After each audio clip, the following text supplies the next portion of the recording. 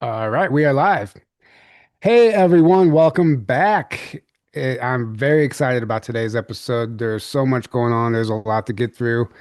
It's hard to keep up right now, actually. It was a busy Memorial Day weekend, and we'll get into everything that happened, but I mean, disclosure is an overdrive, and honestly, it's one of the most exciting times. I know, there's a lot of doom and gloom narratives out there, but as you know, on this channel, we like to look at the bright side and dive a little deeper into what's happening at a deeper level behind the surface level events. So, before we jump into that today, just a few quick reminders. If you remember, we mentioned a few streams ago, we are actually co-hosting a Chaco Canyon event, a tour of the Southwest, essentially in September, late September, with our friend Nikki Anna Jones. And there's only a few spots left. It's a 5 day, 4 or 5 day tour, Aaron, I think. I think it's 5 day. Yeah, 5 day. it's five And we're day. going to be visiting Chaco Canyon, Shiprock, which is my favorite place, Amazing. Yeah. Mesa Verde, um, I think Salmon Ruins. There's a few places. It's hmm kind of like a little mini tour to Southwest, and it's going to be amazing. It's a just a mini tour slash retreat. The ticket covers your lodging and some food, and that information. What's the email address for that, Aaron? I don't have that memorized. Um, I should have Well, this ready. Hold on a second. Well, while you're looking that up. Anyway, that's in September, late September. If you're interested in joining us, you can email us at the address that Aaron is going to share here in a minute. But I'm just going to say hi to the chat. Hey, everybody. Thank you for being here. We have a lot to get through tonight. Um, sound issues, never mind. My wife had the TV muted. Yeah, that'll do it. Hey, Lily. Hey, Sandy Beach. All right, I got it. All right. It's Ancient Awakening Expeditions at gmail.com.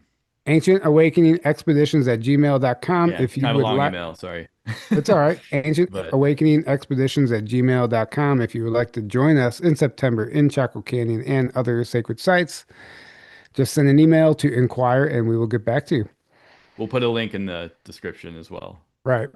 Uh, All right. so So there's a lot to get through today. We have a slideshow put together. There's like 40 something slides here. There's a bunch of stuff to cover, a lot of exciting stuff, some really interesting stuff that's beginning to surface. And so I'm just going to share my screen and we'll dive in. But I mean, right now, the big prominent thing is alien disclosure.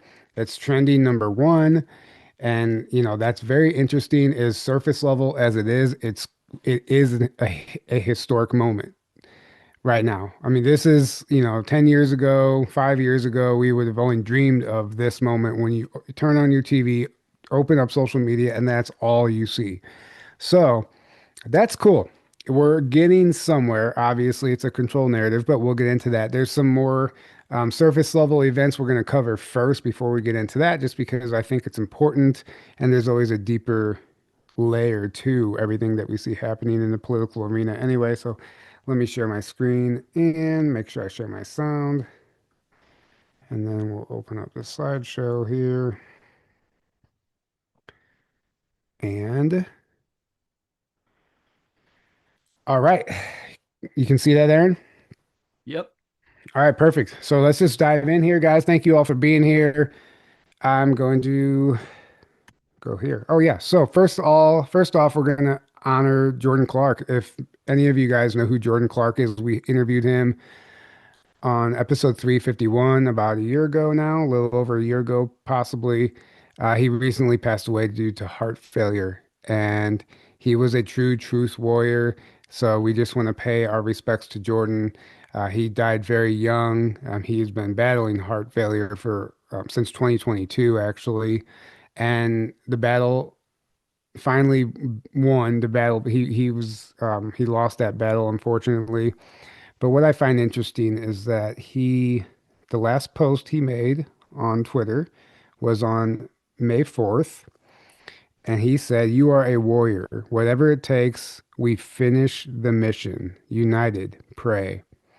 That was the last thing he posted before we received news that he transition. So rest in power, Jordan Clark. If anyone's interested in watching that episode, it's episode 351, and we only put it on Rumble. It's only on our Rumble channel because we didn't want to lose our YouTube channel and trigger that algorithm with all of the 17 stuff. So things are a little different now, but if you're interested in that episode, you can watch it over on Rumble. And let me pull up this on my phone so I can actually see the chat here. He was only 35. Is that true, Um, Jordan? he was only 35, I heard. Yeah, I'm not sure actually. Lily just Man, said he's only 35. Yeah, that would be worth looking into. I know he was young. I mean, he was I knew he definitely was young. young no matter what, Yeah. but And he was, I mean, he was passionate about this. He was a true truth warrior. I mean, he kind of, in my in my opinion, he went. I don't know how he even had the capacity to pump out as much content as he was. He was constantly going live, constantly researching, and he was doing some great work. He opened a lot of people's eyes, and he did he did pass at a very young age. But all of his work is still out there. You can go to his social media accounts, Instagram, X, and everything, everywhere else he was, and just see the kind of stuff he was covering. He was really breaking down a lot of the Q operation and just what we were seeing, like kind of like we do, helping people see what the moves being made behind the scenes. And there's yeah, comms. yeah, absolutely. I kind of saw him as a expert on the Q material. He knew it inside and out, and he made so many amazing connections with Q drops and different things in the Q drops with things Trump was doing or things that were happening or deltas and you name it. I mean, like you said, he was constantly pumping out that kind of content, which was very impressive and very amazing. And he was a warrior, Yeah, absolutely. yeah, he was a dot connector too. He would immediately pick up on the deltas and then know how to correlate that with the current events. So anyway, just let's just send some prayers to Jordan Yeah. and his family and wish him a peaceful transition. And may he be the true truth warrior on the other side that we know he is. And we had an active Memorial Day weekend. What's funny is I actually wanted to do like a barbecue pool party thing here in Sedona, and we actually got rain all afternoon for like a once in a lifetime thing here. Barely rains, but I wanted to do a barbecue and pool party, and then I get on X and Trump says Memorial Day is not about barbecues and pool parties. It's Very about synchronistic. right. It's about honoring, our veterans. Um, Trump sent that rain to you guys because he didn't want you to have a right, barbecue or right. grill party. Yeah, I was barbecuing in the rain. But anyway, so what happened was, if you guys were paying attention, Trump had to cancel all of his Memorial Day plans, including Don Jr.'s wedding. This is Let's Go Brando on X. We are at the Trump cancels the plans to attend Don Jr.'s wedding scene as if this was a movie. As the world turns, something is brewing. And then this was Nick Sorter update. President Trump has abruptly canceled his trip to Trump National in Bedminster, New Jersey, and will be heading straight back to the White House following a speech in New York. It's unclear why, but in a post about not attending Don Jr.'s wedding, 47 said, I feel it's important for me to remain in Washington, D.C. at the White House during this important period of time. And then this is Trump's truth that he put out, just basically explaining that he would obviously love to attend his son's wedding, Don Jr.'s wedding, but he couldn't make it, and he because he felt um, it's more important for him to remain in Washington at the White House during this important period of time. Congratulations to Don and Bettina, President Donald J. Trump. And what happened next? An emergency meeting has been called at the White House. All of President Trump's top cabinet members are here now. The next 48 hours will change the face of the world. I found that interesting. That was 2 days ago. And, uh, you know, I'm sitting here like, okay, what could be happening? What could be happening, right? Well, there was a meeting. So, uh, Eric Dougherty, says breaking President Trump announces all countries involved in the Iran peace deal should all be required to join the Abraham peace accords. So Trump puts this incredibly long truth out, and thank God for Eric here. He broke it down. Eric says he's fixing the entire Middle East, and this summarizes what Trump talked about. Negotiations with the Islamic Republic of Iran are proceeding nicely. It will be done. It will only be a great deal for all or no deal at all. Back to the battlefront and shooting, but bigger and stronger than ever, and nobody wants that.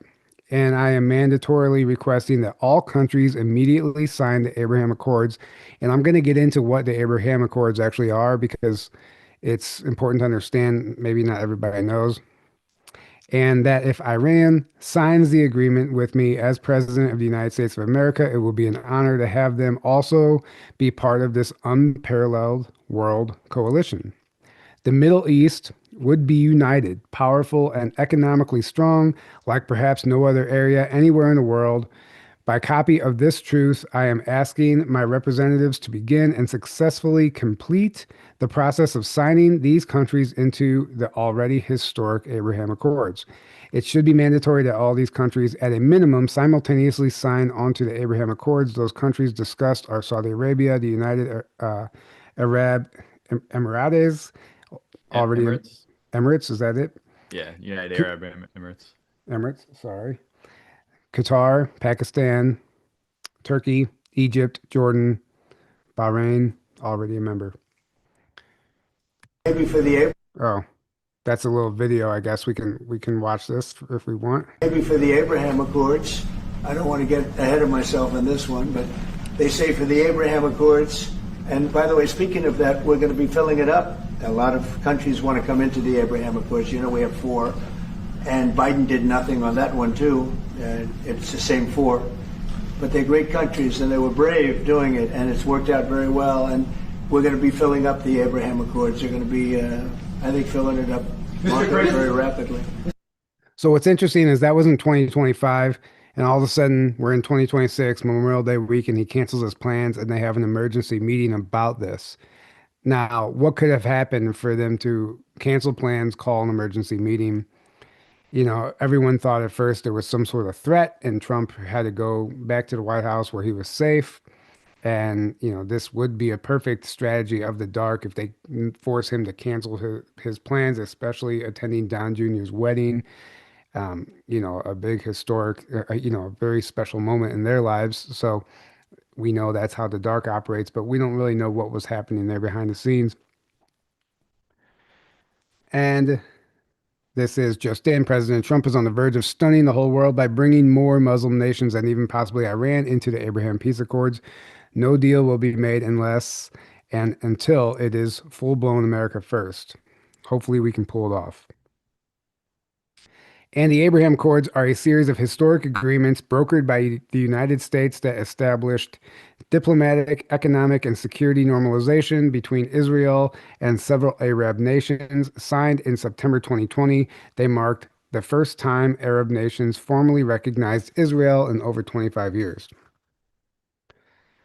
I'm thinking to myself, okay, what's so like? There's something more to this. Like there has to be a deeper layer. And we need every time we were talking about the Middle East and Iran, you know, the whole reason behind that attack potentially was, a battle for the Stargates and extraterrestrial technology. Allegedly, a portion of the Epstein files were being held there somewhere underground. I mean, there's a number of reasons, but there's a deeper layer to it.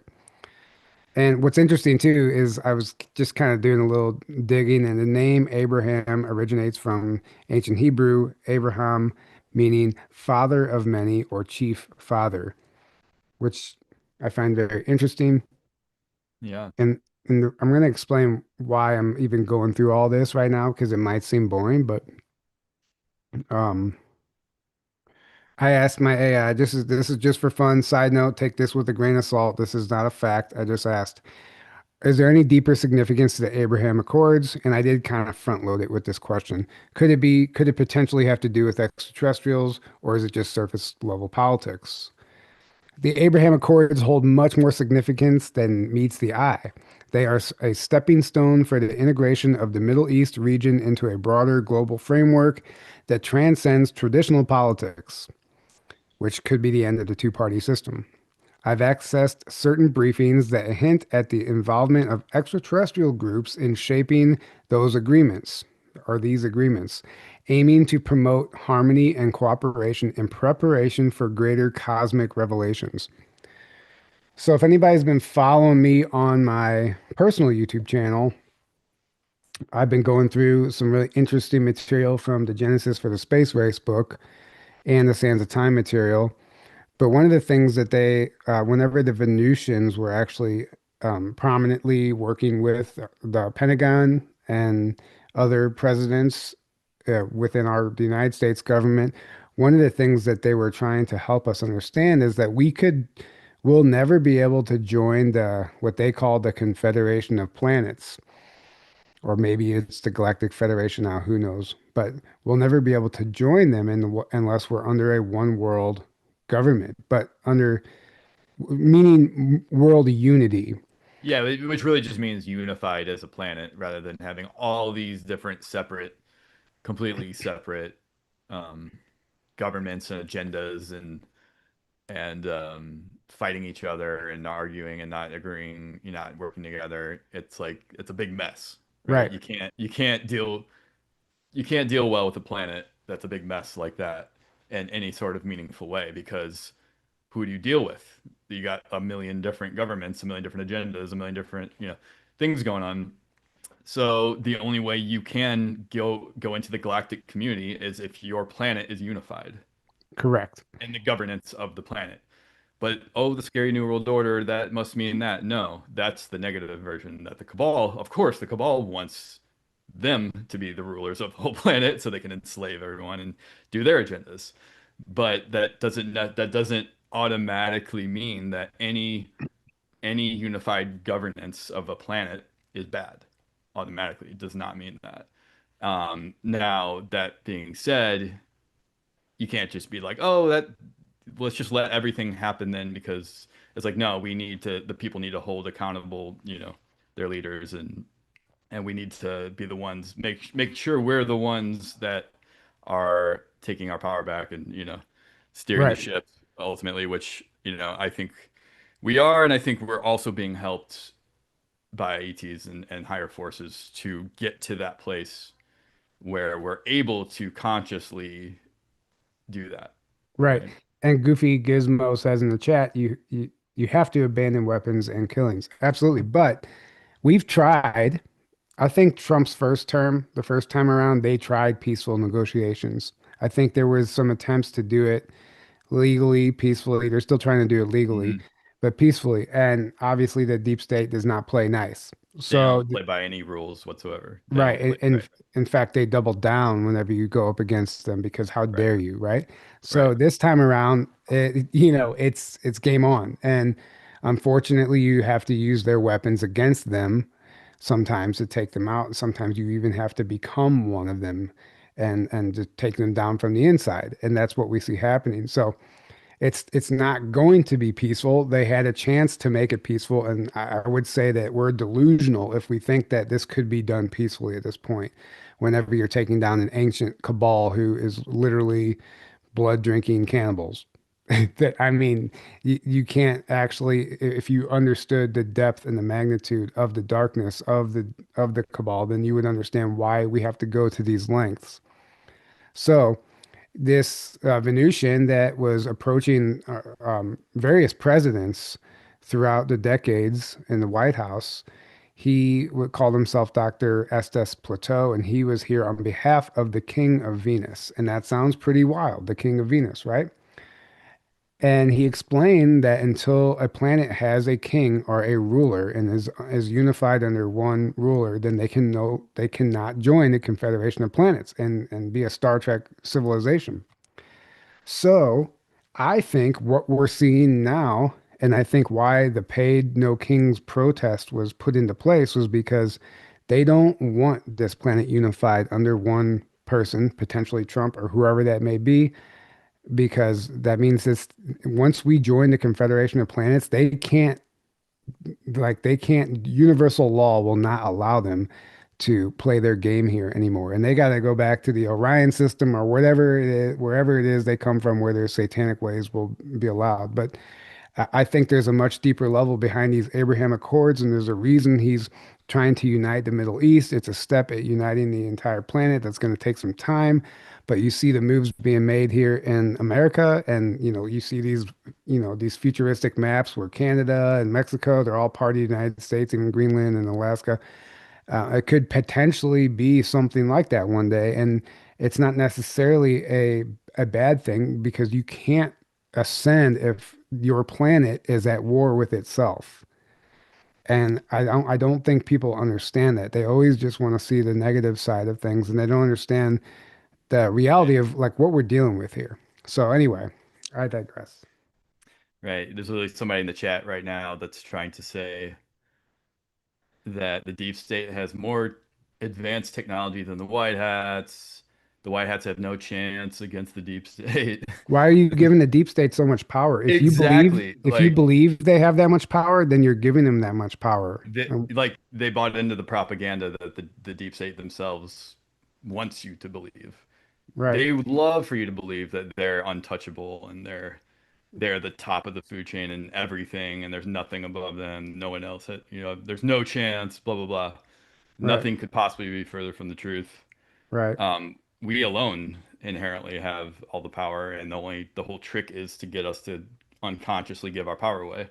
But even aside from that, you got ETs above them, you got non-physical beings above them, and yes, both of those groups I would say are here, watching, helping, and are intervening when it's necessary and when it's appropriate. And anything that happens, in my opinion, is allowed to happen by higher forces, And let me right? address So that means that they're not going to be able to just do whatever the fuck they want. That's not going to happen ever. and they said it was not me. Dan Cooper explained it in detail. Well, unfortunately, don't give you can't give your power away to Dan Cooper either because he admittedly has handlers that feed him information that they Yeah. want him to share with the public. So that means they're giving him controlled narrative information. Controlled narrative, And right? just because Dan Cooper claims to be the senior advisor to the Earth Alliance and we've interviewed him 4 or 5 times doesn't mean that you have to believe every single word that he says. In fact, even he voiced in one of our interviews that he was getting frustrated with his handlers because they were giving him information that wasn't panning out. And he was like, I don't even believe them anymore because nothing they say comes true. So you have to Exactly. understand this is like when you hear information from somebody like that, that doesn't mean that's the case. And they, of course, they want to give somebody like that information that makes it look like the deep state still has the upper hand. That's how they work. That's how they work, exactly. And yes, somebody said, Brooke Michelle said, the trick is convincing humans they have no power. Exactly. That is the entire, you could sum up the entire thing that's going on here in one concept. Tricking us into thinking we have no power and that this group outside of us has all the power, or that something else outside of us has all the power. That's it. That's the trick. That's the lie. It's the inversion of the truth. So when you wake up, you raise your consciousness, when you realize what's going on, you take your power back, you step in your sovereignty, however you want to phrase it, however you want to put it. You stop playing that game, and you don't have to fight so hard. You literally just stop feeding into false Right. that false thing that they've tricked you into. It's really Well, simple. And we're yeah, doing that already. It's already happening. It's not like, oh, maybe someday we'll get there. No, it's already underway right now, and it's only going to keep crescendoing from yeah, here. So what do you think's going to happen? What do you think? I can already see it happening. It's going to just the chaos is the transitional phase from the old to the new. We're in the chaotic transition because the old's trying to cling on for dear life, and the new's coming in, and you know, you're yeah. seeing the Well, consciousness splits happen with people that are on these two different frequencies and all the rest of it, right? Well, at some point, that's not going to last forever, right? And at some point, um, the the fact things are getting shaken up is the best possible scenario here because there's no more smooth sailing like there's been for so long. Smooth sailing is bad. Smooth sailing means they're still in control, everything's going smooth, they're not worried, they're just chilling. Well, guess what? They're very worried. They're not chilling. They're scrambling. They're freaking out. That's why all these things are happening all at once. And that's the greatest thing that can happen because that means we're taking our power back. That means we're waking up. That means we're on the ascension timeline, right? Right. And And the whole change reason the I world. wanted to bring up the Abraham Accords just to highlight what I think was actually behind it, and it's unifying the planet so we can move forward into the galactic nations and the Confederation of Planets. So I think that that's primarily the end goal for what we see happening in the Middle East is the beginning of that. But let's move on to Tulsi Gabbard. So this is really interesting. She has been, obviously become one of the, common household names as of late and playing a huge role in disclosure. And she was allegedly going to have a hearing, and she was pushing for a hearing for the MK Ultra files to be released. And the night before the hearing, of course, the CIA raids her office and they take all the files. The hearing never happens. Then suddenly, her husband gets cancer and now she has to resign. And I'm going to go to the next slide really quick. Jesse Waters says, "This is crazy. This is something out of a movie. The CIA raids her office just before the MK Ultra hearing is supposed to happen." They're telling you it's something out of a movie. They're always saying this. And I just want to read this tweet really quick. The director breaking, it's coming. The director of national intelligence, Tulsi Gabbard, plans to release the findings of a number of high-profile investigations before departing the ODNI on June 30th. The investigations include Havana syndrome, AHIs, COVID-19, weaponization, the overthrow on November 3rd, 2020 election, and more. The President of the United States, and this is just quotes from this little video here, what Trump said, thousands of additional documents are coming. This was treason. The leader of the gang was Barack Obama. He is guilty. He said that verbatim. They tried to steal an election. They tried to obfuscate the election. They tried to overthrow the United States government.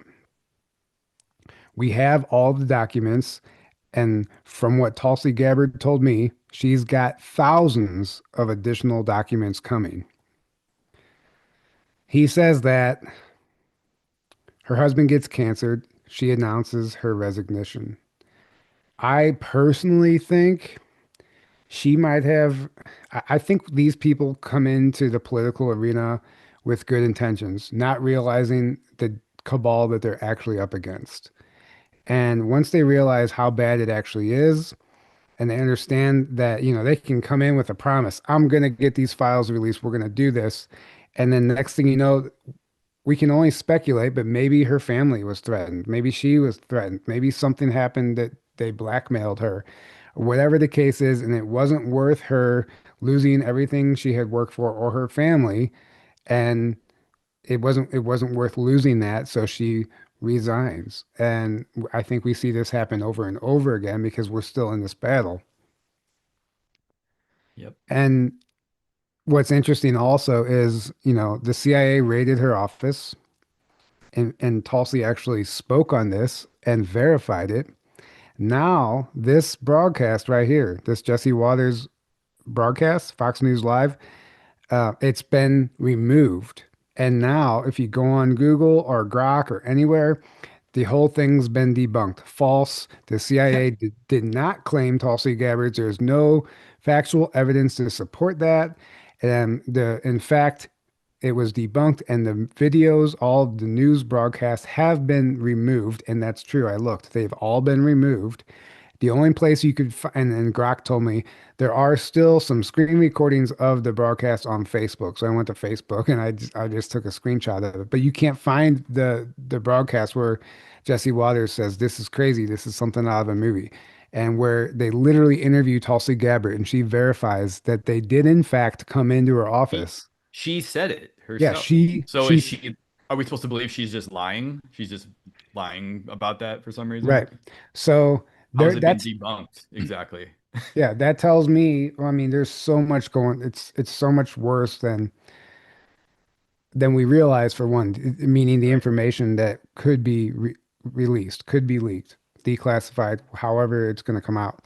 And they are still doing whatever they can. They are desperately clinging on, trying to stop the release of this stuff because it's game over once it all comes out, once everybody knows. Right. And They're not, but desperate. they have to believe it too. And this could be just a ploy from a higher level to get more eyes on this stuff, you know? And this is fascinating. Lily just shared this with me. I didn't see this whole interview yet, but this is a clip from Tulsi Gabbard on Sean Ryan. And what she says here in just the first 2 minutes is enough to help you understand why she's resigning and why it would support my theory that she was probably threatened.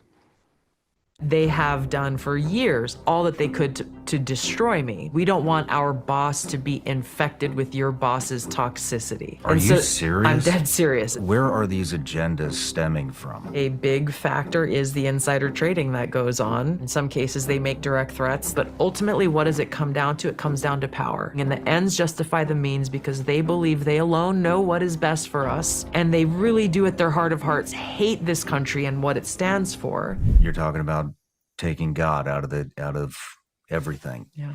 Where are these agendas stemming from? At its core, it comes from people who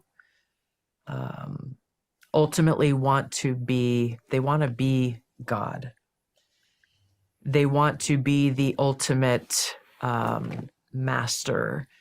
They want to be the ultimate creator. They want to be the controller of all that they, survey. Mm-hmm. And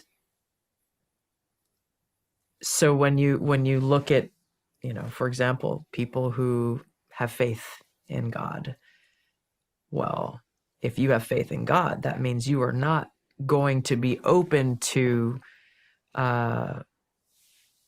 having faith in them or their power or the government. So obviously this goes on, but just the fact that she's even saying that alone, like, It's huge. and she's saying they, them, we always say they. And who could possibly believe that they could be a god? Well, I would say that that would be these extraterrestrial bloodlines, these Anunnaki bloodlines. Yeah. Were you gonna say something, Aaron? Yeah, and the different factions of the cabal, which are, I mean, they're what you think of as a cult pretty much fits the bill for what these people are. They have very, you could say religion, but it's really more like a cult. Very, very devout to their belief systems, and they, like, she nailed it there. She said they literally want to be God. They pretty much think they are gods, and they think everyone else who doesn't have their genetics, aka most humans, are just worthless Right, cattle to be used and abused and whatever by them. And if they can't enslave you basically and use and abuse you and enslave you, they want you dead. They don't want you. They despise freedom. They despise uh, God, the actual divine, intelligence that permeates everything and makes up everything, including them, which is very ironic. It's a complete inversion. It's like so a good way to put it is a satanic cult, because it's pretty much an inversion of everything natural, everything good, everything right, aligned with nature or the universe or God. right. And And that's I know that sounds insane to say to people that don't understand this stuff, but it's true. And these are the types of groups that have infiltrated everything. And this is when we say the cabal or the Illuminati or the New World Order, that's kind of a catch-all term. There's different factions, there's different groups, but ultimately they all have that agenda going on. right. And And they all kind of work together to some degree because they all have the same goals in that regard. But they are the CIA is full of these types of people, and you can even study even the mainstream history of the CIA. Easy to study that, and you could find like the dark origins of, well, it was the OSS and then turned it into the CIA, and the occult, all the occult crazy stuff going on there, and obviously Freemasonry we all know about, and the Jesuits, and you Right. know, go down the list, right? And it's all interconnected, and these are all the shadow groups um, that are working for these dark agendas, and uh, yeah, you see this over and over. People like Tulsi who started out in politics wanting to do so much good and sees the corruption, but only the surface level, and doesn't understand how deep that rabbit hole goes until you run into that brick wall, right? And she ran into that brick wall head first, and it was like, oh my God, what? This is so much deeper and darker than I realized. But by then, you're already in the system, right? Right. And somebody said human globalist is who she's talking about. Yeah, that's part of it, but I would say that they're not human in the They're sense not. that we think they're human. In fact, they say it themselves. They believe that we are different than them, and that's why they preserve their bloodlines, and that's why there's these royal families. It's actually an extraterrestrial DNA, and Yeah, they're ancient bloodlines that go back to the time of Sumeria and potentially even before that. But they're still, and it's the name of the game for them is keeping that bloodline alive. And it's really a battle of the bloodlines. I mean, we can get into all that stuff, and we are going to get into some of that. But just to continue moving forward, because there's a lot here to get through. What this is doing with Tulsi now and MK Ultra. I just type in MK Ultra on Google, and what you're seeing right here are the top results. National Security Archive, the top secret testimony of CIA's MK Ultra chief, then the Senate Select Committee on Intelligence.gov, Project MK Ultra, the CIA's program of research, Harvard Kennedy School, Mind Control, Past and Future, CIA.gov, Project MK Ultra, the University of Iowa. I mean, so there's nothing in the top results that are debunking MK Ultra anymore. In fact, all you find is supporting evidence. So that's a step forward because there was a time when you tried to research this where you would find only information on the top Google results that would debunk it. So this is evidence that we are making yeah, progress. yeah. Okay. A lot of people are like, why aren't they releasing the Epstein files? And why? I mean, let's get the Epstein files first before we get alien disclosure, MK Ultra files. Why can't whatever? Because this image depicts it perfectly. I had Grok make this for me. If you really understood what was actually behind these files, you would almost need alien disclosure first to make Yep. sense of the deep stuff in the Epstein files You that nailed it. will in fact get into extraterrestrial involvement. And so Yeah. if you release that before you disclose aliens, like there's an order of operations here. And the MK Ultra files, this is just, the first domino in a sense before we get, obviously more disclosure on that. This is what it looks like. You're not just going to release this stuff freely without pushback. That's just not the way it's going to happen. It's all interconnected too. Right. So it's funny to me when people say things like that. Well, it's the people that don't understand, either don't understand the big picture or goes against their belief systems, or um, they don't want to believe it. They can be any bigger than the box they understand, right? So they're going to scream for the things they can't understand and not understand what's really going on. And it's like, well, no, no, no, no. There's a way, way, way, way bigger picture going on here than you Right. understand.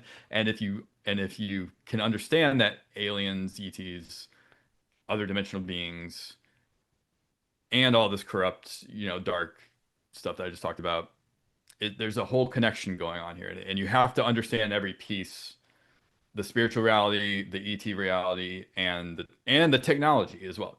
And it's like it's all connected. So, and like everything naturally leads to the rest of it. But like you said, there is an order of operations to everything that's going on. And if you go about things the wrong order and the wrong way, it can be catastrophic and it can Right. be very detrimental and not be good. So that is why I think things are happening in a certain order. And on top of the chess game, that there's still a chess game to some degree going on, as well. And based on what happens, a certain chess move has to happen, and based on that, something else happens. So it's kind Contingency of like the plans. contingency plans. So there's that Right. is so there's a very it's a very complex game going on, you could say, Right. right? And I also want to just comment on something somebody said. So the MK Ultra hearing that was supposed to happen didn't happen. No, it didn't. That's because the CIA came and took all the documents. They raided Tulsi Gabbard's office and they took the file, so there could be no hearing. And that's where we're at with that now. And now she's resigning at the end of the month. Um, so let's move forward here. All right. Alien disclosure, why it's so complicated. Aaron kind of just explained that, and we kind of both just went over why this is so complicated. Um, and I find interesting here, this is the Department of War, UFO slash Department of War.gov or whatever the website is. Somebody brought this to my attention recently, but they're referring the release of these documents as a tranche of documents, a tranche of records. So the Department of War just released the second tranche of records under Pursue. The first tranche was released on May 8th, 2026. Scroll down to view the second tranche. Well, a tranche is derived from the French word for slice or cut, is a specific portion, division, or installment of a larger whole. While it can refer to any sequential distribution, the term is most commonly used in finance and economics to describe a segment of a larger financial deal or pool of money. And really, it's only a term that's used in finance. So that's interesting. And they talk about assets and loans. And so it's interesting that they use that term to basically refer to these UFO files being released. Tranching allows issuers to break down massive, complex pools of assets into smaller, more manageable pieces to attract a wider variety of investors. For example, one tranche might be deemed highly secure, lower risk, lower yield, while another absorbs more of the risk, higher potential yield. Anyway, I just found that interesting. And if anybody didn't know what a tranche was, now you do. And in this, the only reason I'm sharing this is because it's literally going viral on TikTok. I mean, not maybe on TikTok too, but on X right now. A quick segment from May 27th of what Trump is saying about the alien disclosure. We're now releasing a lot of things having to do with space. You know, it's people are very interested in it. It actually became the number one topic. We're releasing a lot of information having to do with terrestrial things, and people are totally fascinated by it. It's amazing. I wasn't sure if they would enjoy it. It's literally trending number one. Can you believe it?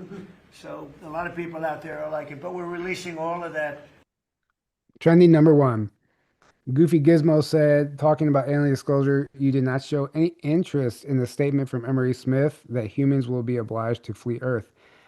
I didn't respond to that because I don't believe that's true. I, Emery believes that for a reason, but I didn't ask a follow-up question because I didn't want to give it any energy because I just think he's wrong, plain and I simple.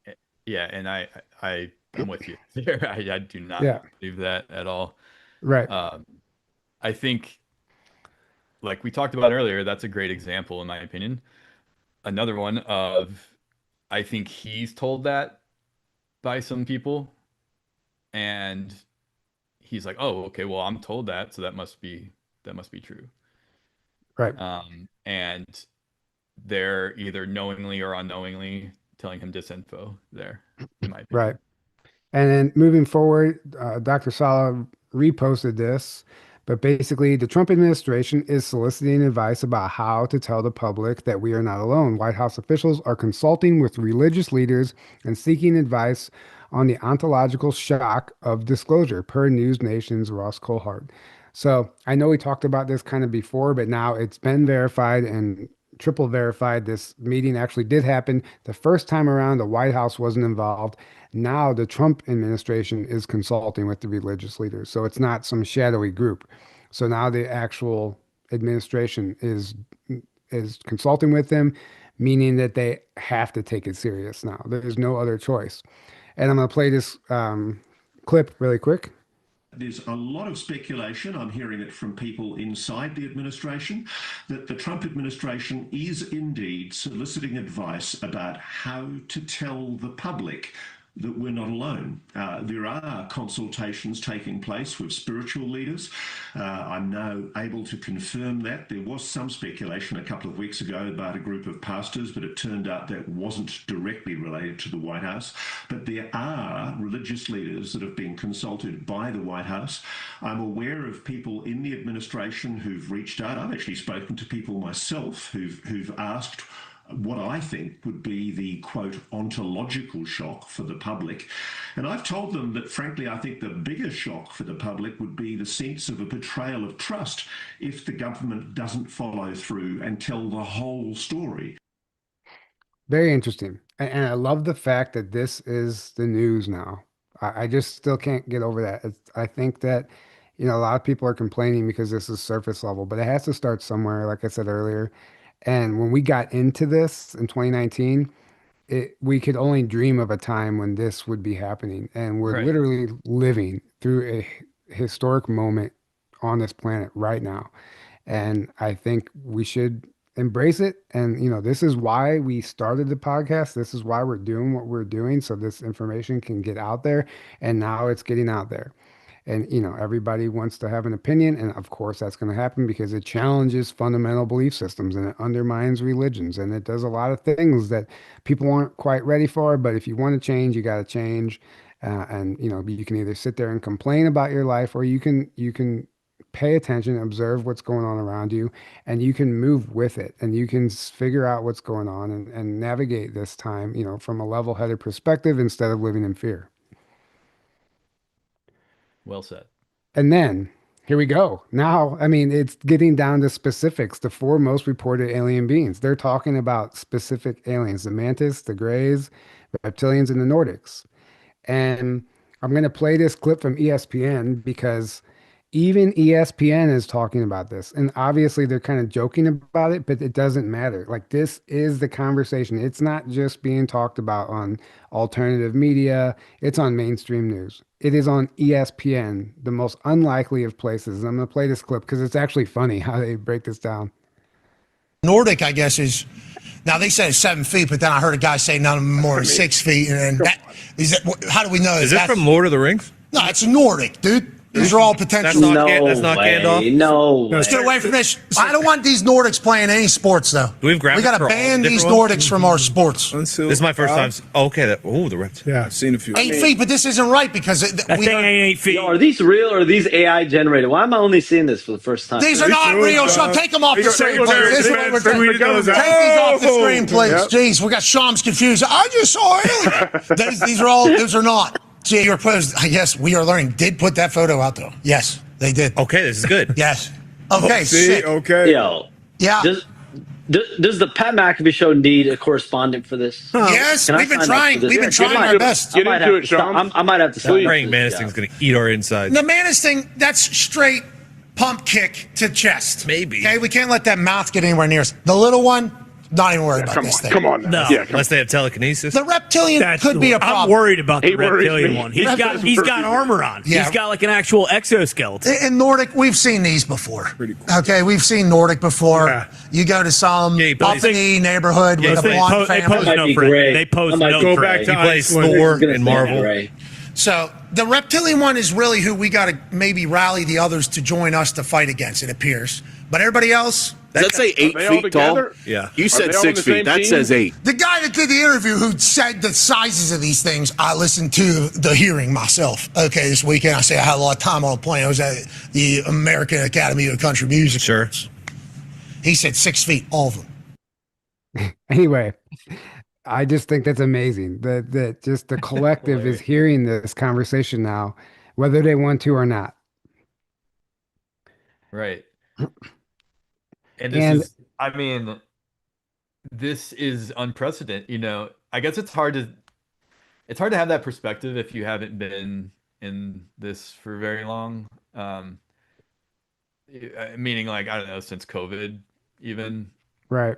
But I had my awakening in 2012, 8 years before COVID, and and it was not. This is insane. Like, this is crazy that this is being talked about on like every mainstream media, even ESPN, Yeah.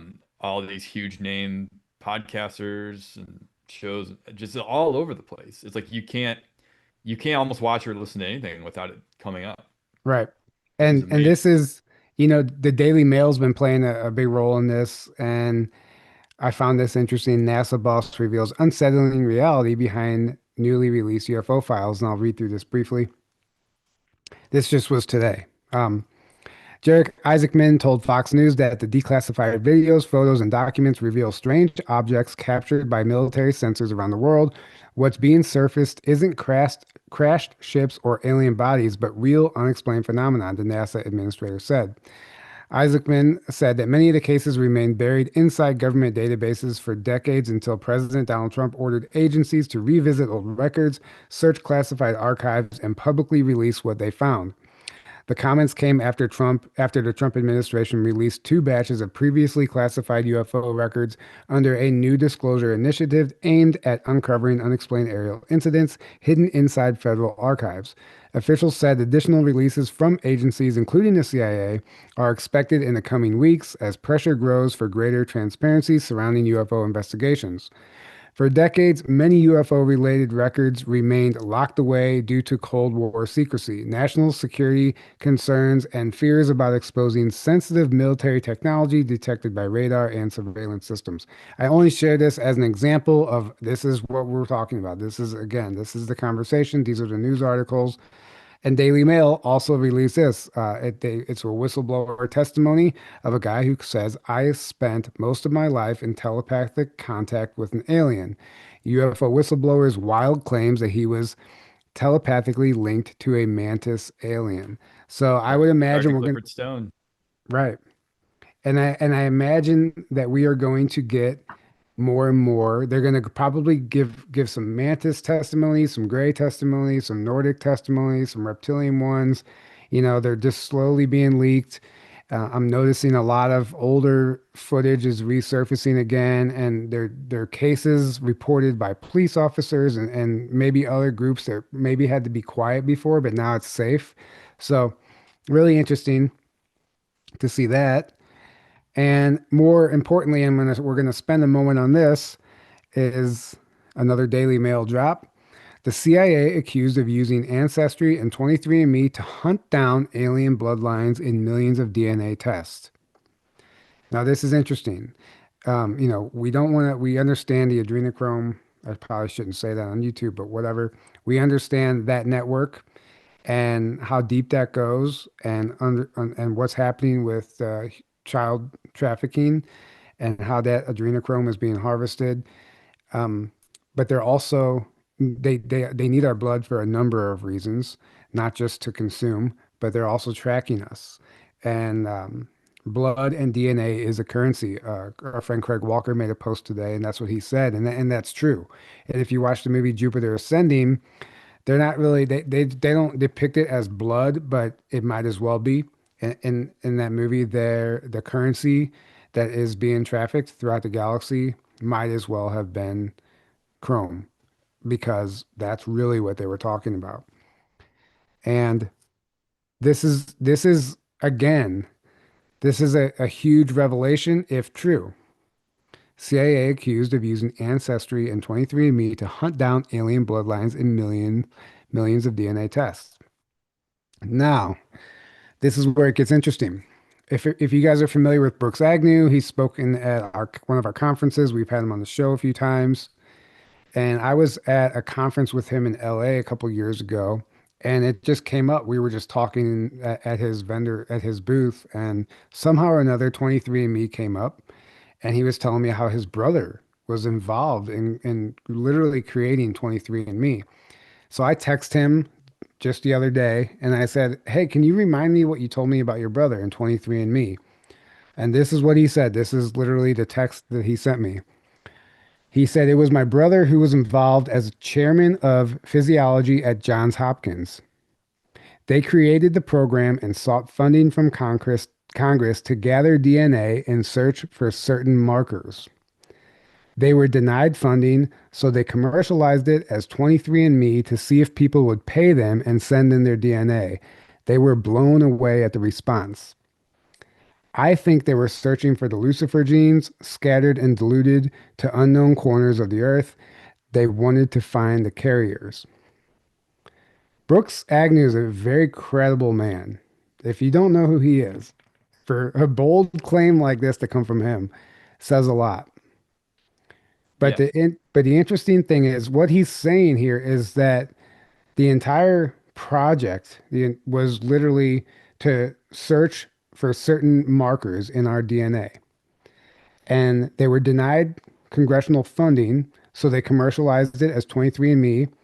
And they literally got people, not only were they able to search for the markers, but they got people to pay them to send them their own DNA. Willingly give them their DNA. Right. Right.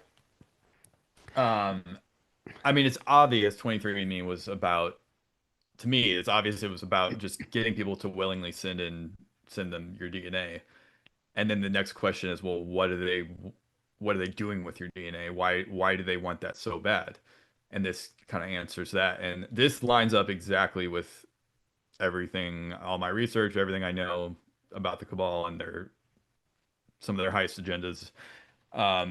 When you study the cabal and these groups, and it comes up in the Epstein files, which further confirms it, they are obsessed with DNA and genetics, absolutely obsessed. And they are obsessed with not their genetics, but also just certain ones in general. And I mean, the Nazis were as well, right? And that's connected. They're within this umbrella. And they, like you said earlier, they think they're not even human because they have different genetics, which is probably true because I think there's a whole backstory there. And they're trying to always find certain DNA. Well, And also they want to wipe out, a lot of DNA right. and manipulate DNA and hack DNA, which they say openly all the time now publicly. They're like, yeah, we're going to hack your guys' DNA and humans are hackable animals that we can now control and on a DNA level and all this kind of stuff. So they also need it for control and manipulation of us, right? Yeah, and I forget what webinar it was, maybe the clone webinar, but I did a little digging on what happens when you donate blood. And a portion of that blood, a large percentage of it actually, only 20% of it is known, where only 20% of it belongs to the corporation you actually donate it to. The rest of it is sold to private contractors. They don't even know who they're going to. And what they're doing is actually extracting the plasma from your blood and using it in pharmaceuticals. But they're not testing people for diseases when they donate blood. So what happens is they extract the plasma from a disease-ridden blood, and then it gets used to produce a pharmaceutical. And when people take that pharmaceutical, they are now literally ingesting that disease into their body. And it's absolutely insane. But it's sold to other corporations that probably are using it for, adrenochrome or whatever else that they're using it for. But going back, so they're talking about this being used to hunt down alien bloodlines, potentially track starseeds. Brooks is claiming that they're searching for the Lucifer genes, scattered and diluted to unknown corners of the world. They wanted to find the carriers. And Brooks has a book that just came out called Glance of Angels. It's brand new. He's actually getting ready to release the audio book here any day now. Glance of Angels, and it's about the deep state's war against the United States and the dawn of the golden age. And this is from his book. I bought the Kindle version and because he told me that he talked about this in the book. So this is what he's saying about the Lucifer bloodline. The Lucifer gene was located and replicated through science and the darkest magic of molecular biology. The viral mechanism by which it could be spliced into the chromosome so that all subsequent generations would descend from it was designed and built. So that's really interesting. That's really interesting. And if Brooks is right, they're searching for the Lucifer genes and they want to find the carriers. Very fascinating. I mean, it's all speculation, right? It's not like we can prove this, but the reason this is coming out is not by chance. They're trying to tell us listen, this is something much larger than just finding out your ancestry. Right. And people are saying cloning in the chat. Yeah, absolutely. For cloning as well, of course. Right. And the red, Uh, somebody said, "Oh my gosh, Red Cross." Like Red Cross is probably one of the worst places to donate to, unfortunately. yeah, do not. Yeah, Red Cross is no bueno. Right. It And is Cabal Star Central. Starseed Deluxe was asking about Emery. What Emery said. If you go back and watch the recent interview I did with Emery Smith, he made a brief comment about eventually we will need to evacuate the planet, and he believed that we would do so via like portal technology or whatever it was. That's basically all he said, and I just didn't ask a follow-up question on it because I don't think that we will need to evacuate the planet. But um, Yeah, moving, it's there. Sorry, real quick. I think you should have asked me what he meant. He said we use portals, which means that could be 200 years from now. Well, regardless of how far it is from now, that's he's still saying that, and that's yeah, we don't agree with that. yeah, I mean, it doesn't mean Whether we're it's right either. Honestly, it right, doesn't mean we're right. Something could happen, and we buzz out here in the portal. I don't know, you know. right, but I just don't. That doesn't line up with what I know is happening. That to me is a very fear-based narrative that I think certain people want to put out there, want people to Right. believe and buy into because it serves their agendas. Hey, Jean That's Charles is here. What's up, Hey, John? what's up, Jean Charles? Um, yeah, it serves their agendas, but I want to move forward and play these two. These are two little videos, and now we have Luis Elizondo on an interview with what's her name? Jillian. What's her name? I forgot Jillian her. Michaels. Michaels. Yeah. Um, talking about the hybrid program. So now we're getting a little deeper. They're telling us, okay, 23andMe is tracking your blood, hunting down alien bloodlines. We have all these four different types of ETs being disclosed. And now simultaneously, they're talking about a hybridization program. And Jillian Michaels looks disturbed here as Luis Elizondo's talking about it, but it seems like he's more openly discussing something that he was probably more conservative about just even a few months ago because of where we're heading. So let's play this. And this is these two clips are a little bit of the darker side of the extraterrestrial disclosure. And the reason I even want to show this isn't to promote fear or to make you guys worry, but I want people to understand why this is so complicated, why it's so complex, why it has to be done this way, why we think like this type of stuff they're talking about is in the deepest layers of the Epstein files. And like I said, there's an order of operations. So this isn't to scare anyone. It's just to kind of help people understand who don't know. Like this is the kind of things that are playing out behind the scenes and have been playing out behind the scenes on this planet for thousands of years. And, at least the last 70 years, but probably much longer. And I'm going to go ahead and play this. Where do we start? Should we start with an alien hybrid breeding program where they're capturing caravans of immigrants and forcing them into this? Or should we start with the fact that a congressman who is well respected thinks that if this is fully disclosed, it's going to set the country on fire? I'm going to hand this one over to you here. I'm speechless. Sure. Well, first of all, I've had the privilege of speaking to Representative Tim Burchett and his colleagues, and what he's saying regarding access to very sensitive information, he's absolutely correct. Some of the people that briefed those individuals, I personally know. They were colleagues of mine back in the day.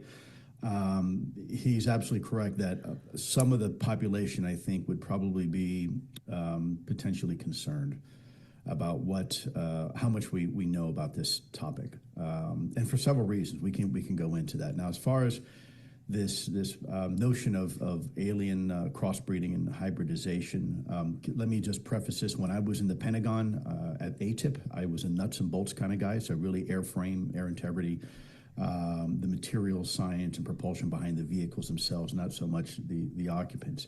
But what Gates is referring to is something called, in the vernacular, it's known throughout kind of the UFO community as MILABs. And what it suggests is that there's been a long-standing agreement or understanding between us and our friends from out of town that have allowed us to work with whatever these are, in a cooperative agreement, and in exchange for that, supposedly they would have access to certain human specimens biologically in order to test. I have to say, first and foremost, I heard about that while I was at the Pentagon. I was not privy to the specifics of that. From my understanding, that relationship began, if it is true, began sometime in the 1950s, and has continued. I have met several individuals, former intelligence officers for the Air Force and other services, who swear by it, who actually say they've had encounters with UAP and have seen military personnel in and around the vehicles, and as if, very nonchalant, as if it was supposed to be. I have to be careful with going into any type of speculation about hybridization or any type of scientific study or research, because again, that was not my forte. But what I will say is I've had plenty of individuals tell me verbatim that the military is far more, the military industrial complex is far more involved in this topic than anyone really knows. There are cases which seem rather interesting, where you have, in some cases, UAP potentially being escorted by American fighter jets and allied fighter jets. So that would give you some sense of cooperation, maybe between us and whatever they are. I can't tell you for certain, because simply I wasn't privy to that, if that indeed existed. But I will also say it's really not that far of a stretch if we were to come into contact with, let's say, just another nation, right? Anyway, again, somebody said Elizondo was part of the CIA cover-up group. Yeah, potentially. And he's, obviously he's been, kind of gatekeeping and controlling that narrative. But what he just said there, in my case, in my opinion, is absolutely the case. And I do believe that that's true. And he basically said so without saying so. And again, unprecedented times, I watch this kind of stuff and I'm like, oh, yeah, we've heard this. But then I have to remind myself where I'm hearing this at. And I'm like, oh, the world is listening to this now. This isn't just, they're not finding some little YouTube channel tucked away in the corner of the internet. Right. And yeah, Elizondo is, he worked for the Pentagon, and he's not really a true whistleblower in the sense that he's constantly saying, oh, I can't talk about that. Oh, I can't, that's still classified, or that's an NDA, or what, like I can't talk about there. I can't go there. What I can say is this, and he'll do this kind of stuff all the time. So clearly he's not even trying to hide the fact that he is still controlled by the system he supposedly came out of. So it means he didn't really come out of it, right? He's just kind of talking publicly from still within the system. Now, whether he's CIA, he's Pentagon, but whether he's CIA, I wouldn't doubt it at all. I would not doubt it for a second, or working with the CIA in some capacity. I don't know. I don't have any proof of that, but it definitely wouldn't surprise me in the slightest. Right. And then this next video is just a little darker. Again, not to scare you guys, but just to help people understand the magnitude of what we're talking about here. Reptilians and Draco, the blood sacrifices, the whole Luciferian thing, the kids being killed and eaten. That humans have been eaten and taken off planet, et cetera, and used for slaves in other colonies, etc. I hate to say that, but that's far worse than what you've just said. It's far worse. Yes, far worse. Far worse, yeah. And that the whole blood situation is it's unbelievable, and right. I don't know how we say that to the public. You know the part that I don't want to talk about. I hear you. Okay. Yeah. In my philosophy on this, which is humans are not protecting themselves. They're not protected. And so if you don't warn them, you're culpable. The next time somebody gets snatched and eaten or taken away, or their child, and I'm more concerned about the children, obviously, than anything else. That's you know. That's it. Well, that's what. And so that's my statement. My statement is, I care about the children and I want to protect the children. How can you protect a child? You must tell them, you must tell their parents what's happening, what's really going on this planet. And as we know, what they're discussing here is part of the entire cleanup operation. This is what we're fighting against. This is what they're trying to stop, fighting to stop. And this is why you hear stories and rumors of them cleaning out these underground tunnels and rescuing these children and stuff. This is what we're dealing with here. And I wish it was as simple as, oh, just tell everyone. But when you tell people things, they have to also believe what you're saying, right? And even now, most people don't want to believe. That's too far-fetched for it, even though I can believe in ETs, but not evil reptilians that are doing all this horrible stuff and have been doing it for a long time. I mean, Alex Collier started talking about it in the early 90s, got called a crackpot and an insane person, and he got, dismissed. So many others have said, David Icke, same thing, all these people. It's not until really in the last 10 years or so that, and I think that's probably another reason why now finally the good people within the systems are able to speak about this, and enough people are taking it seriously and aren't just going to be like, oh, that's insane. That's an insane wacko, conspiracy theory. That there's even EETs living amongst us, right? Let alone that, right? So yeah, you got to tell people, but people also have to believe you, and you have to acclimate now. Right. Yeah. Finally. Well put. Well right. put.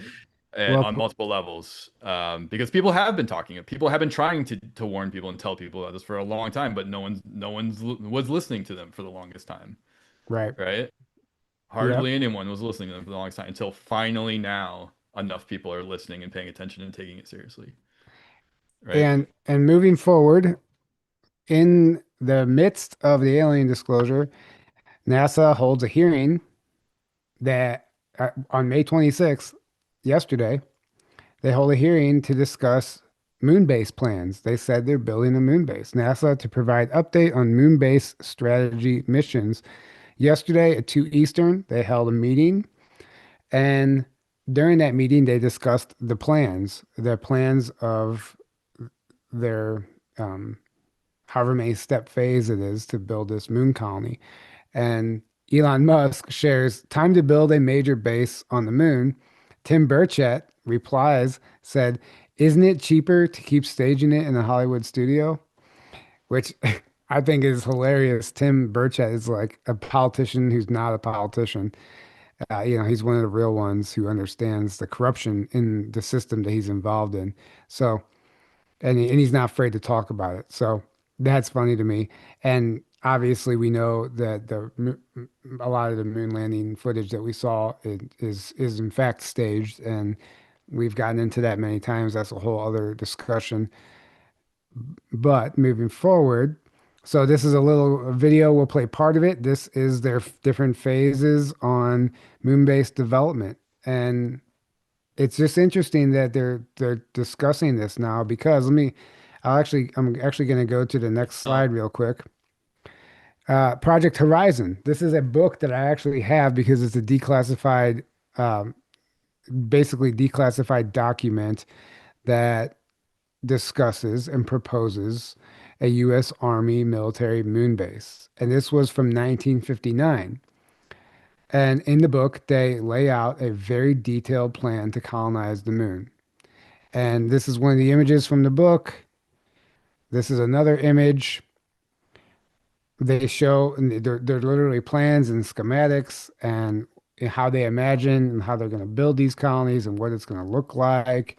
And I don't know what, this is how they're bringing material to the moon, potentially, whatever that is. But this was done in 1959. That's the whole purpose of this. You can read this whole document. It's a whole book, actually, Project Horizon, and it'll blow your mind. In fact, I don't think this was a proposal. I actually think it was done. And it was just declassified as a program that never really took off, but I definitely think it took off. And now, 2026, after, 1959 was when they first had a proposal for a moon base. 2026, now they're just talking about it again. And here is the video, a short video of their plans. So let's get started. This is a chart that kind of describes the vision that we delivered during Ignition Day. We envision the moon base to be hundreds of square miles with different assets, all building up to the objective of permanent lunar presence on the moon. To get there, we're going to break it up in phases, and phase 1 has already started. From now through 29, we're going to work to make sure that getting to the lunar surface is a high reliability endeavor. Many assets we can deliver there. We're also going to test and experiments the science of survival, as the administrator said. We're going to experiment on the things that we know are ahead of us that we're going to need to build a permanent infrastructure, which is happening on phase 2, and then permanent habitation on phase 3. To do this, we're building and working on many different systems, from transportation to mobility, and we've broadcasted a pretty high cadence of missions that will help us to get there.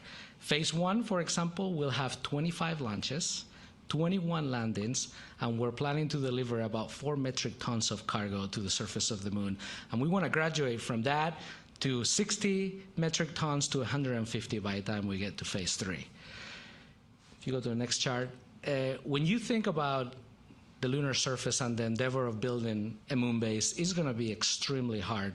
And it dawns on us every day how little we know of the lunar surface. We did the Apollo.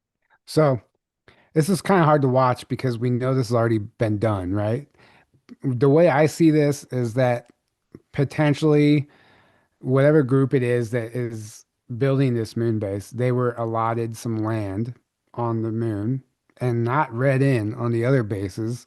So they're planning on this moon base that this is the public rollout of how we're getting to the moon. And the people involved probably might actually have no idea that there are actually moon bases, and not just, not just humans, but extraterrestrials as well. And so this plan, this is what I would say is most likely we'll see this moon base potentially before we get real disclosure on like the secret space program moon bases. I don't know if that's the case, but anyway, it's interesting to watch them roll this out as if this is the first time we're ever doing this. And it's in that sense, it's kind of hard to watch, but they just kind of outline these plans. But really, I'm just going to go back to this beginning here. So it's 3 phases. Phase 1, build, test, learn. Phase 2, establish early infrastructure. Phase 3, sustained human presence. And, they just lay out their entire plan and say, this is what we're going to do. We'll see if that happens because we know the Artemis 2 thing was a big sham. So, right. Don't really know their angle with this. There's definitely some delusion involved. It's like this weird timeline that they're still trying to keep alive. It even says achieving the vision moon-based timeline. Like it's, yeah. So, right. When we've had bases on the moon for 90 years or so now, something like 80 to 90 years now. And it's just hilarious, Right. But again, like these people talking here most likely have zero clue of any of that. Right. It's all heavily compartmentalized. They probably fully believe everything they're saying and the whole narrative they've bought into. Well, that's how you maintain a lie. Like the people involved have to fully believe in the lie without understanding that it's a lie. Exactly. And that's how everything is so compartmentalized. And this is what so many people I still see do not understand this concept or don't believe it, or haven't ever thought about that even maybe. They just think like everyone's lying to us and everyone's knowingly lying to us. And that's not, some people are knowingly lying to us about certain things, clearly. But you'd be surprised how much stuff is not knowing. Like they fully believe what they're saying. They don't think they're lying to you. They would take a lie detector test and pass it every time because they have no clue about all the bases and all the other stuff going on. Right. And they just think, oh, this is it. This is great. This is all that's going on, To put it, to help you visualize it, the original Apollo missions, Houston, Mission Control, even the people in Mission Control were being shown the fake footage Right. as if they thought they were watching the real landing. They even thought, Yeah. right. So, I mean, that's Exactly. just what we're talking about. And there's a movie called Project Avalanche, I think. It really depicts that beautifully on how they were, they were showing even the fake footage to Mission Control. But yeah, somebody said I thought the moon was fake. This is not the real one. If you haven't seen our documentary, the A Lifetime of Silence Behind the Green Door, it's a secret space program documentary, but where we go into great detail about some of the moon bases and a lot of the testimonies from the moon bases and the people that matter of factly knew about them way back in the 50s and 60s. So, Yeah. George Van Tassel was one of them. Robert Dean talks about it. And then, all these testimonies they talk about being brought to the moon. Carl Wolf saw a picture of a base. Right. Somebody was shown a picture of a base on the far side of the moon in 65, or the picture Right. was from 65 or something like, I think, or 60. And in fact, Yeah, 65. that video, so we have another video on our channel. It's called the real reason we were shown fake footage. It was a moon. I forgot what I titled the video. Some moon-based video. Anyway, if you Real go quick, back, somebody I want to address. Somebody yeah, in the chat said, when you say we have bases, who is the collective culture of that we?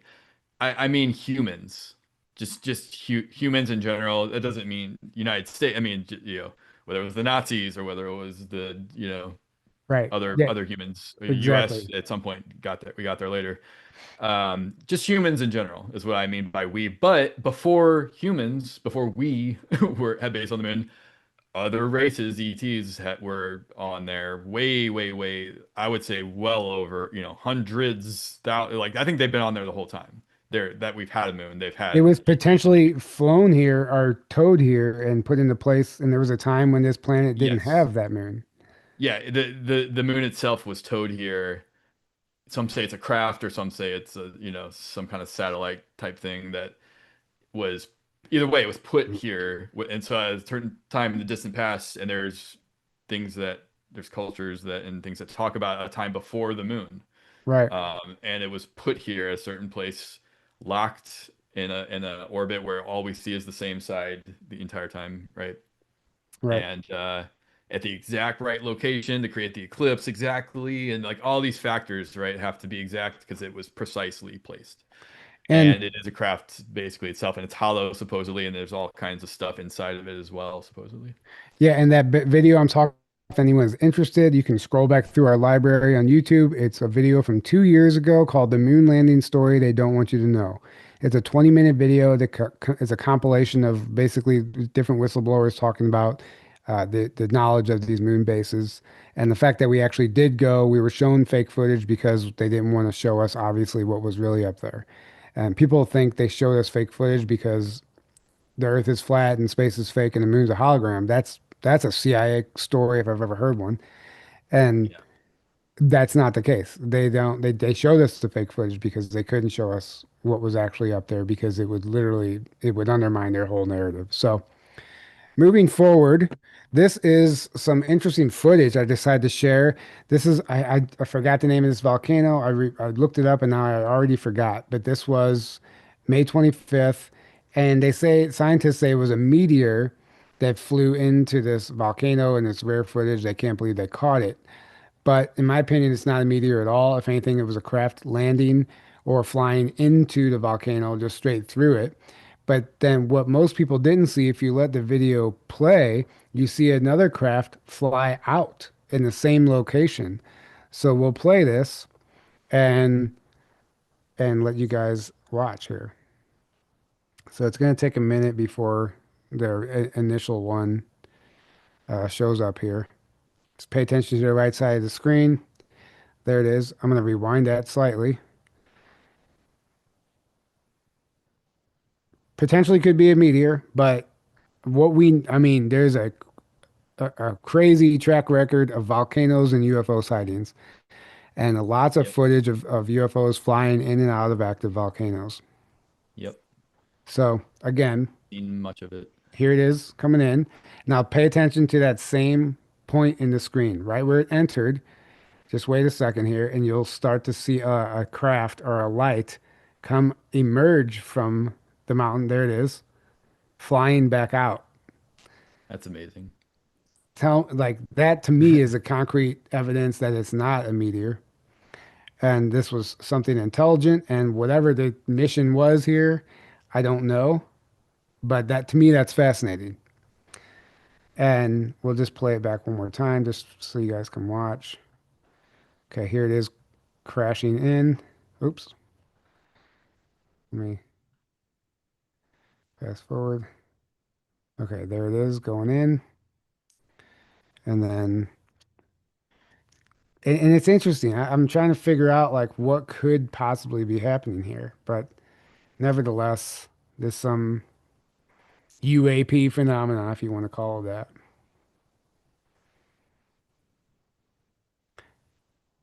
Yeah, that's wild. And it makes you wonder, like, the interest of these, what the interest is in the active volcano and what's occurring at that time that draws them in. Why would, why would you, and even how is that even possible? Obviously they create their own density field around these craft, but I'm sure the temperature doesn't even affect them. Well, I think one possibility, and well, I've seen video where UFOs go into the top of a volcano that looks like it's about to erupt, and then all of a sudden it doesn't erupt and it calms down right after they all fly into it. So it was like they were diffusing it. So I almost wonder if maybe that was what happened here. Maybe this volcano would have erupted way bigger or something, or maybe they were doing something to it. That would be my best guess, at least. Right. And all right, moving on, some other interesting footage. They say Mr. MB333 shared this the other day, and this is over Canada near Winnipeg. And the radar seems to capture some sort of gigantic mothership, like six-sided cloaked vehicle. And you can see right there. Oops, I wanted to pause that, not right there. That is a massive shape for the radar to just be moving around. Yeah. Here it is. Here it zooms in a little bit. I don't know. Could be a mothership. Who knows? Could be a glitch in the radar. Something. Could be a glitch in the Very big. radar. I don't know. Could be a cloaked craft. Could be something. And we know that a lot of these craft are organic, so a lot of them, there's no rhyme or reason. Actually, if you listen to Emery Smith describe some of these craft, like they're not symmetrical like you would imagine. And that's interesting because they're like biological, they're organic, they're grown even. Yeah. And they're connected to the consciousness of the pilots, of the inhabitants. So anyway, interesting. And then now we have Disclosure Day coming up. June 12th, and the trailers are looking really interesting. They finally just showed the picture of we got a sneak peek at what the alien looks like in that movie. And Steven Spielberg says that he believes everything about alien contact in his new film Disclosure Day is true and has been true all along. And here's a clip of him saying that. How have your feelings about extraterrestrials and extraterrestrial encounters evolved over the last 49 years? Well, I've been interested in everything involving, what's out there. And the whole big question is, because I believe that certainly there is, the cosmos is teeming with life. The big question is, has that life ever at any epoch in our history visited here? Or is that life currently interacting with us now, and has that life been interacting with us for many years? I've always been interested in this. When I made Close Encounters, for me, it was a story that I thought, wouldn't it be great when this movie comes out? Wouldn't it be great if people like this movie, they come out and they see Close Encounters, and wouldn't it be great if this someday could all come true? Wouldn't it be great if this could be true someday? And with everything that's happened from 1977 till today, I can now make Disclosure Day and say, isn't it going to be wonderful when people realize after seeing this movie that everything is true and has been true. Now, That's do the you- big difference. That's he said he made a lot of bold statements there, a lot of major claims. Uh, Again, it's Yeah. like he's known the entire time, and now he's finally feeling free to talk about it.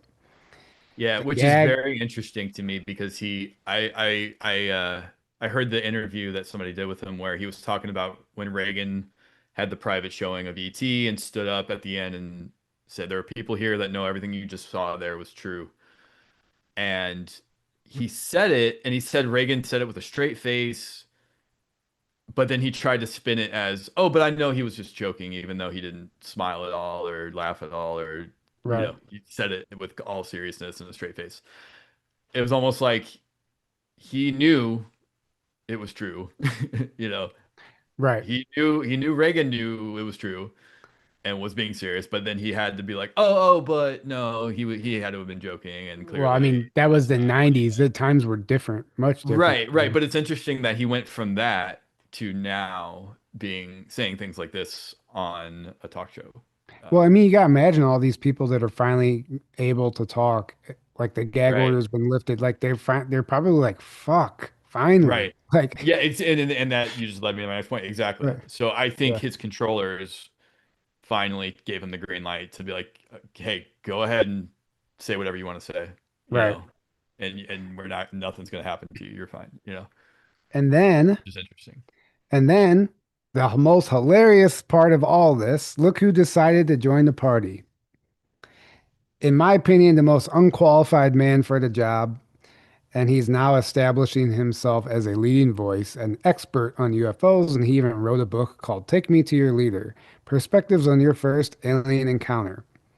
This man has been actively debunking and making a mockery of the entire phenomena, aliens and UFOs alike, for decades, giving us fake science, being a talking head for the controlled narrative, gatekeeping all this information.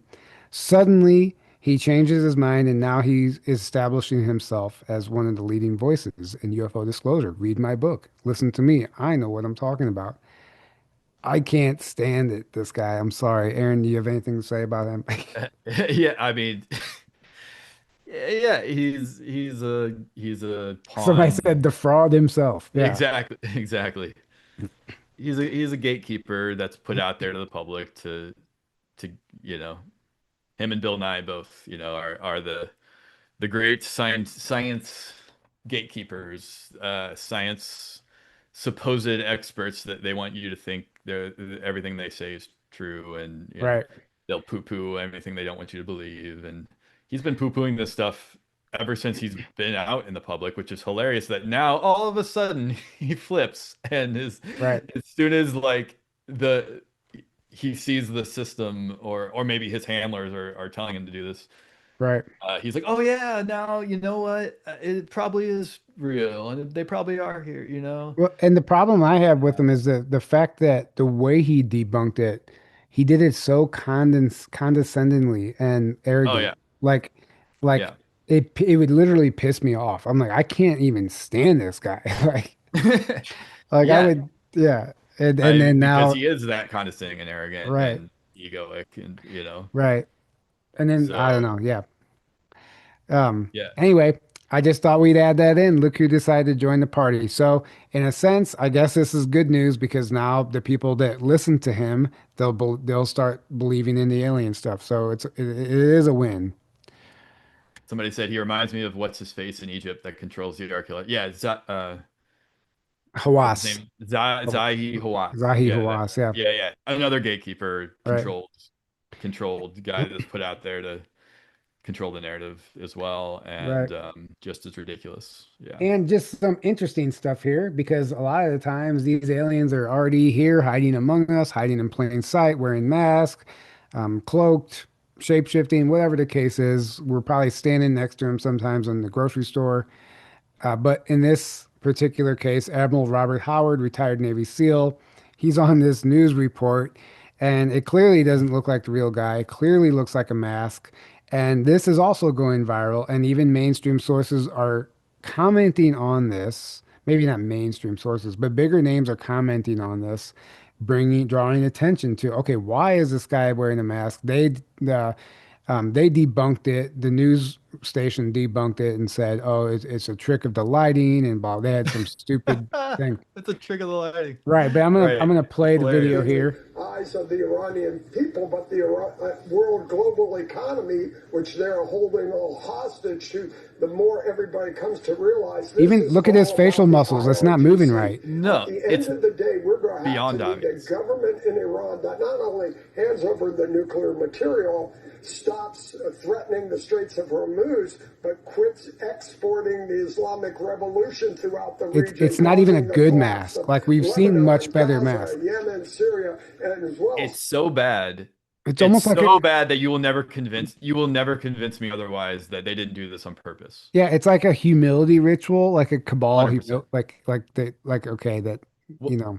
Well, or it's, Oh, or sorry. you could make the argument it's the white hats trying to wake people up. Well, that's what I mean. We're gonna make it right. We're gonna make it so obvious that everyone is gonna notice that. Like this is a guy essentially, this guy was like a humility ritual in the sense that he was forced, not at gunpoint, but maybe like get up there, wear this mask, and do this interview with a dead straight face. right by the yeah, white hats, right? By the And then here's a comparison of his voice and the other voice and what the real guy looks like compared to the mask guy. It doesn't even look like you could totally like Again, but again, I need to just play one of them here. eyes of the Iran get involved, but again, their interests are at play here, but so are European interests, the rest of the Gulf nations. And why isn't his neck doing that in the video on the left? And so far, every time on his hands. He's controls the narrative. He again involved, but again, their interests are at play here, but so are European interests, the rest of the Gulf nations, and so far, every time on his hands. He's controls the narrative, he controls the strike capabilities, and he knows. And this is a military man, and you have to wonder, like, what is happening behind the scenes? Why we're at a point in the game or in the movie where this is happening, you know? So to me, it's just disclosure, just showing like the people who are paying attention, showing them how contrived everything is, how fake and staged everything is.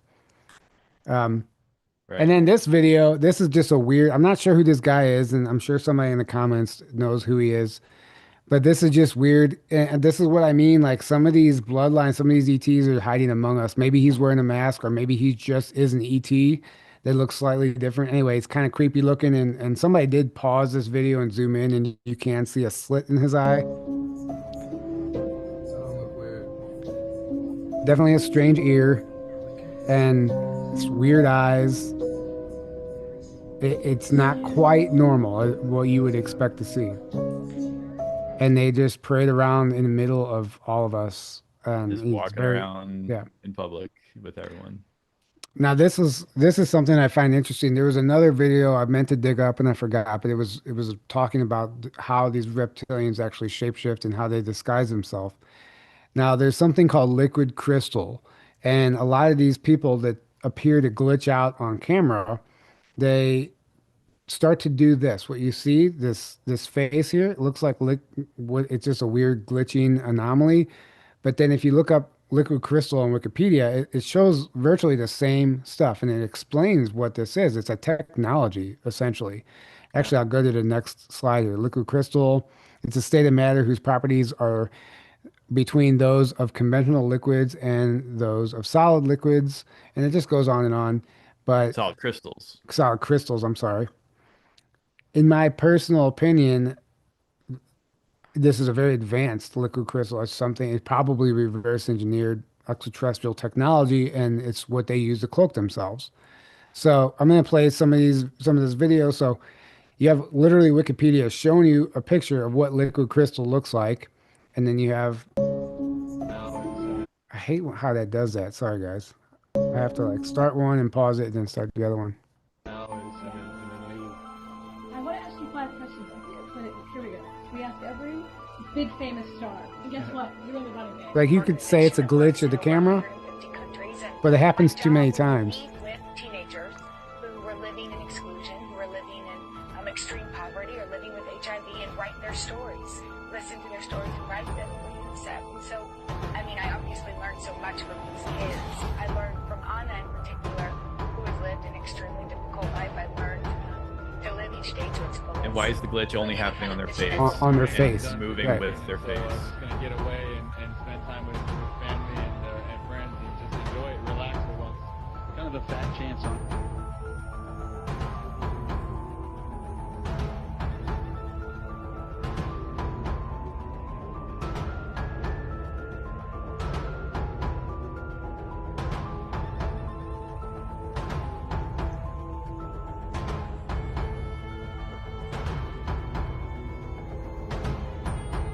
Yeah, it's just fascinating to me.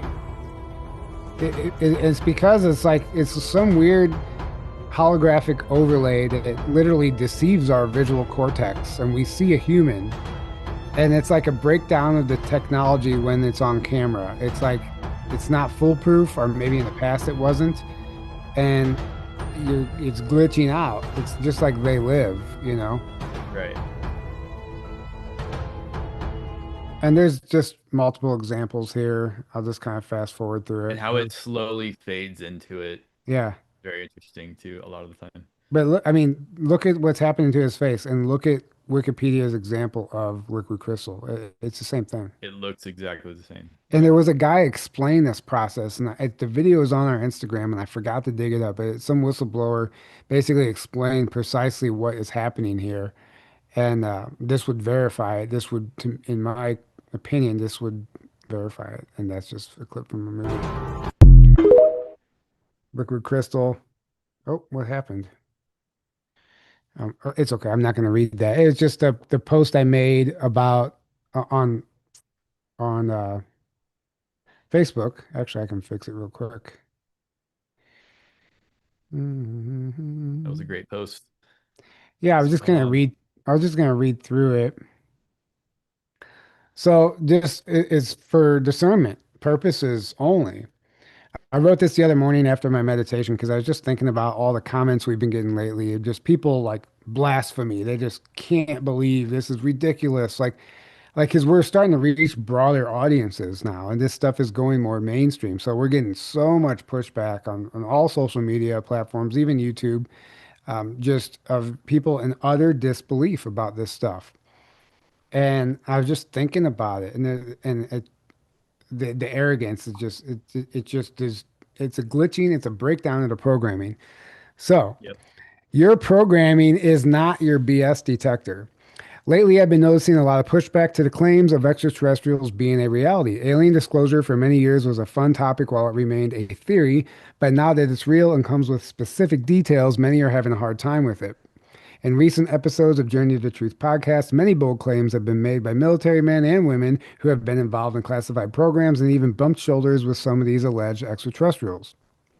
While somebody that is well researched on the subject might find these claims to be highly probable and actually make the most sense, I'm noticing that the other side of that coin is people in complete disbelief, claiming that their BS detector is going off. There's no way this could be true. If ETs are so advanced, why are they crashing? What makes this guy so special? Why would he be allowed to talk? Yeah, sure, laugh emoji, and so on and so on. The problem is that people have mistaken their glitching programming for intuition. When someone hears something that challenges their programming, aka belief system, you start to get comments like, my BS meter is going off with this guy. When in reality, what is actually happening is their programming is being challenged by information that would undermine their belief system if accepted. Therefore, anything hard to believe must be bullshit. In most cases, what somebody thinks is their BS detector is actually just a subconscious firewall that will not allow any new information unless it aligns with an already established belief. It's also important to understand that your true intuition is a BS detector, but that requires knowing who you are, and the vast majority of the masses, unfortunately, do not know themselves. Therefore, there's no way they could know what is true outside of themselves. As disclosure reaches new audiences, the comment sections are being flooded with mockery, disbelief, and rejection. This is merely a byproduct of generational mind control, and what we are witnessing is the malfunctioning of a program that was engineered to keep us in the box. If you are in this line of work, just remember to stay kind, as you will inevitably have anger directed towards you as people's identities are threatened by the information you are sharing. They need a bad guy to blame it on because they couldn't possibly be wrong. But let us not forget that we were all once in that same box fighting for what we thought we believed in. Learn to love the people that hate you, otherwise, you will be consumed by their darkness. So, just a little wise words to end on of discernment, because Very well said. Very well. it's definitely, we're in uncharted territory right now. We are moving into uncharted territory, and we're literally witnessing the byproduct of years of programming and engineering, mind control breaking down. And it's very interesting to observe. And that doesn't mean everybody's out there telling the truth. And some people are right to question things, but I'm seeing it coming from a very triggered place.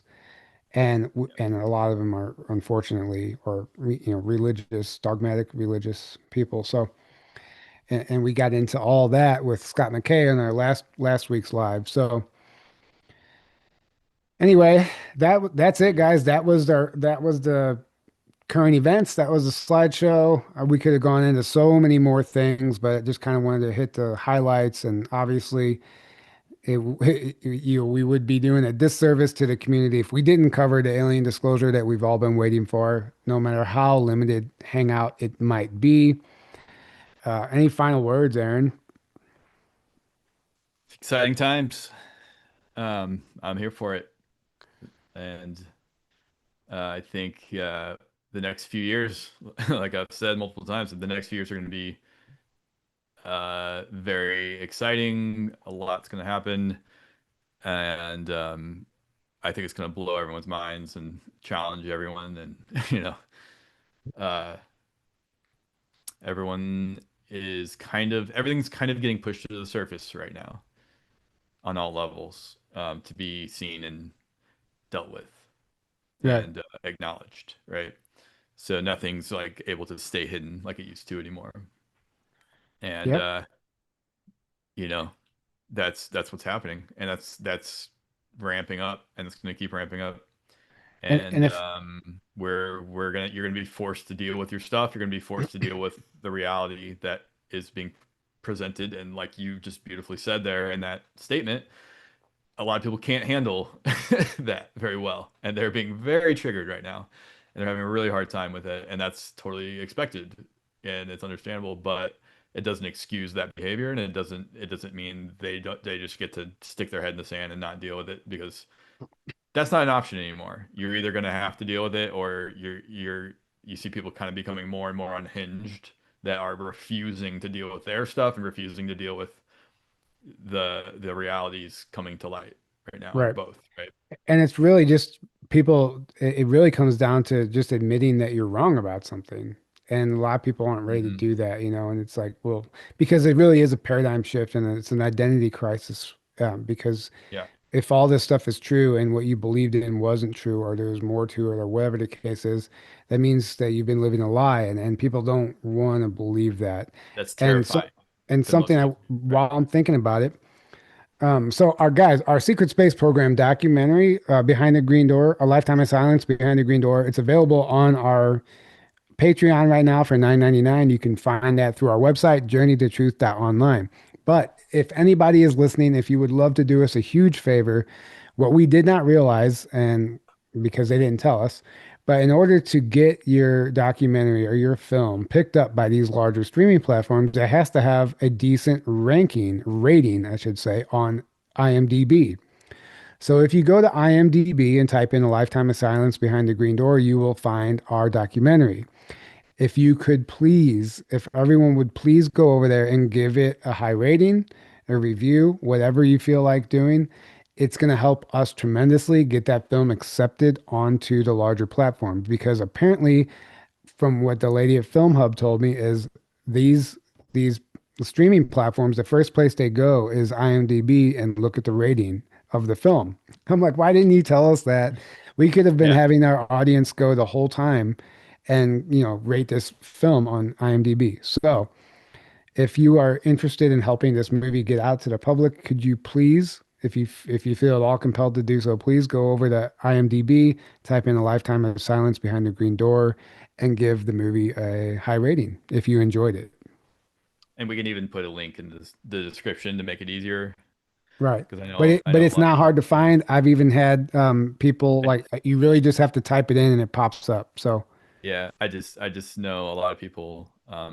If you don't put a link, they don't do it. well, yeah, right. That's true. Unfortunately, that seems to be the case with a lot. But we have a good audience, so I think a lot of you will still do that. But maybe we'll put a link in the description still. But I wanted to promote one thing, I guess shameless plug, because I'm a speaker at this conference. Oh yeah. There's a conference in Mount Shasta in July called The Calling, or I'm sorry, the name is I'm gonna butcher it. It's like Angelic Call An and Angelic Gathering. Reunion. It's called Yeah. The Calling and Angelic Reunion. It's put on by a gentleman named Jonathan Shalimar. He's an awesome guy, and some amazing speakers. Brooks Agnew, who we talked about earlier, will be speaking. Lily Nova is speaking. Debbie Solaris, Laura Van Tyne, Abby Lynn, Alex Bloom, a whole bunch of people, a whole bunch of awesome people. And that is, there's a link in the description already for that. Tickets are on sale. They are very affordable, extremely affordable. Hope to see you all there. It's going to be a blast. So And I will be there as well. I'm not speaking, but I'll be hanging out. I will be there hanging out. Yeah. And just FYI, it literally is the very first Google result when you type in IMDb, A Lifetime of Silence Behind the Green Door. It's virtually the first one that comes up. So it's actually the first few that come up. Awesome. So yeah, so you shouldn't have any trouble finding it, and just go to the top right and there's a little star there, click rate, and you can click 1 through 10, just rate it 10 if you enjoyed it, or whatever you want to rate it, just honestly rate it. That would be wonderful. And thank you for doing that. Somebody said Sasha. Yeah, Sasha Stone. Sorry, didn't mention. Sasha Stone is also a speaker if you like him as well. Right. At the Shasta conference. Yeah, so thank you guys so much for being here. This was a lot of fun. I hope you appreciated this. Please like, subscribe, share with your friends and family, anybody you think would be interested in this subject. If you think this can help them, maybe this might be too much for some people, but nevertheless, it's here. Disclosure is here. It's happening. We're at the early stages of something very great to come. Contrary to the popular opinion where, a lot of people think that we're doomed, I think it only can appear that way, but there is a very bright future ahead. And if you learn to see with your heart and not with your mind, you will see a beautiful reality. And yes, absolutely. The end. The end. The end. Mic drop. Right. All right, guys. Thank you so much for being here. We love you. And until next time, have a great evening. All right. Love you guys. Good night.